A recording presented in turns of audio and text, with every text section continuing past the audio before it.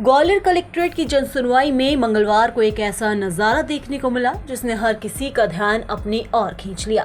चेहरे पर कॉकरोच का मास्क, गले में दस्तावेजों की माला और हाथ में आवेदन लेकर एक पीएचडी स्कॉलर अधिकारियों के सामने पहुंच गया। इस स्कॉलर का आरोप है कि उसकी शिकायत का समाधान करने के बजाय उसे ही आदतन शिकायतकर्ता घोषित कर दिया गया। अब इस अनोखे विरोध के जरिए उसने व्यवस्था पर सवाल उठाए हैं। रूप सिंह बघेल का आरोप है कि उन्होंने एक निजी कंपनी से जुड़े मामले में सीएम हेल्पलाइन पर शिकायत दर्ज कराई थी। शिकायत के निराकरण के दौरान कृषि विभाग के अधिकारियों ने उन्हें बिना पर्याप्त तथ्यों और आधार के आदतन शिकायतकर्ता घोषित कर दिया। शोधार्थी का कहना है कि इस तरह की टिप्पणी न केवल उनकी व्यक्तिगत प्रतिष्ठा को नुकसान पहुंचाती है बल्कि जनहित में शिकायत करने वाले नागरिकों का मनोबल भी तोड़ती है। सर, बनने की नौबत नहीं आई है, आप इसको थोड़ा सा गलत तरीके से कह रहे हैं। कॉकरोच तो हम हैं, हमें जो है दर्जा दे दिया गया है, हम बेरोज़गार हैं, हम कॉकरोच हैं, लेकिन हम आदतन शिकायत करता हैं और आदतन शिकायत के आदी भी हैं। यह भी हमें जो है उपाधि प्राप्त हो गई है। तो कहीं ना कहीं मैं गरिमामय तो नहीं कहूँगा कि ये उपाधि मेरे लिए बहुत अच्छी है, लेकिन कहीं ना कहीं सर मैं इसमें से बड़ा दुखी हूँ। मैं इस सिस्टम से बहुत परेशान हूँ। इस दीमक रूपी सिस्टम ने मेरे देश को खोखला कर दिया। सर, मेरा देश कहीं ना कहीं सोने की चिड़िया हुआ करता था। आज सर डिजिटल भारत में आप कहते हैं डिजिटल भारत हो गया, सारा चीज़ डिजिटल हो गई। क्या डिजिटल हो गया? आज फर्जीवाड़ा हो रहा है। 100 किसानों की फर्जी सूची बना दी गई। एक भी किसान ऑर्गेनिक नहीं बेच रहा है। कृषि विभाग के सामने जैविक हाट बाजार लगाया जाता है। कृषि विभाग के बिल्कुल सामने जैविक हाट बाजार लगाया जाता है। एक भी किसान आज दिनांक तक अभी जैविक उत्पादन नहीं कर पाया है, वो प्रयासरत हैं। लेकिन इसी बीच में एक फर्जी कंपनी के द्वारा, एक फर्जी संस्था के द्वारा ऑर्गेनिक का मिसयूज किया जाता है, जिसकी शिकायत मेरे द्वारा कार्यालय कलेक्टर, खाद्य विभाग एवं कृषि विभाग को की जाती है।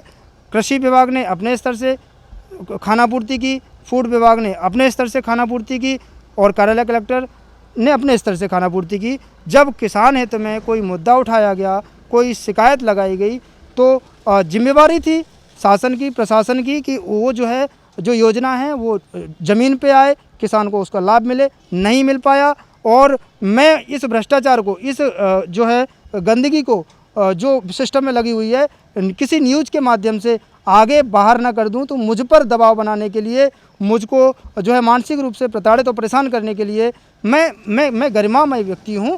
मैं पीएचडी स्कॉलर हूं। मैं सम्मान के साथ रहना चाहता हूं। मैं सम्मान के साथ अपने नाम के सामने डॉक्टर लिखना चाहता हूं।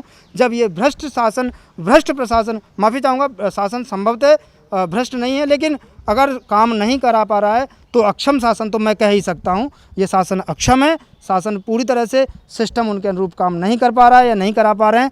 तो सर मुझे जो है आदतन शिकायतकर्ता का आदी कह दिया गया, जबकि जिम्मेवारी विभाग की थी कि उनको जिन लोगों ने गलत किया है उनके खिलाफ कार्रवाई करते, मुझे बताते एज ए शिकायतकर्ता कि मैंने जो शिकायत की है उसमें ये चीज़ें हैं। और कई बार मुझे समझाया गया कि मैं कल ही कृषि विभाग के ऑफिस में गया, जहां एक अधिकारी ने मुझसे कहा कि आप वाकई आदतन शिकायतकर्ता हैं और हम इसको सिद्ध कर देंगे। तो मेरे द्वारा निवेदन पत्र दिया गया है कृषि विभाग में भी और कार्यालय कलेक्टर जिला ग्वालियर को कि अगर मेरे द्वारा जो शिकायत लगाई गई है, अगर वो किसी भी प्रकार से जनहित में ना हो, लोकहित में ना हो और किसी भी प्रकार से मेरे द्वारा कहीं भी कोई भी शिकायत ऐसी हो जो आदतन शिकायत करता या जिससे जनहित नहीं जुड़ा हो, विस्तृत जनहित, जनहित नहीं, जनहित में कुछ लोग भी आ सकते हैं, विस्तृत जनहित, भारत का भविष्य अगर उन चीज़ों में, उन शिकायतों में न जुड़ा हो तो मेरे खिलाफ जो चाहे कार्रवाई की जाए।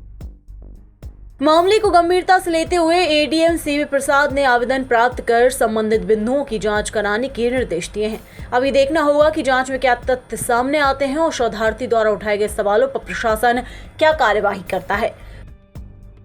हाँ, एक लड़का आया था इसमें जनसुनवाई में। उनका ये कहना था कि ऑर्गेनिक खेती के लिए शासन की तरफ से 4-4 हज़ार रुपये 100 लोगों को दिए जाने थे। 100 लोगों की लिस्ट भी उन्होंने दिखाई। पता नहीं वो कितना ऑथेंटिक है, इसके बारे में कुछ नहीं बोलना चाहता, लेकिन ये 4-4 हज़ार रुपये नहीं मिले। वो मैंने मार्क किया है, अभी उस पर रिपोर्ट लेंगे, देखते हैं क्या है वस्तु स्थिति। फिलहाल कॉकरोच का मास्क पहनकर किया गया यह अनोखा विरोध ग्वालियर में चर्चा का विषय बना हुआ है। एक और शोधार्थी खुद को व्यवस्था का शिकार बता रहा है, तो दूसरी ओर प्रशासन ने मामले की जांच शुरू कर दी है। अब सबकी नजर इस बात पर टिकी है कि शिकायतकर्ता को आदतन शिकायतकर्ता घोषित करने के पीछे क्या आधार था और जांच के बाद जिम्मेदारों पर कोई कार्रवाई होती है या नहीं। ग्वालियर से सर्वेश पुरोहित की रिपोर्ट, MP तक।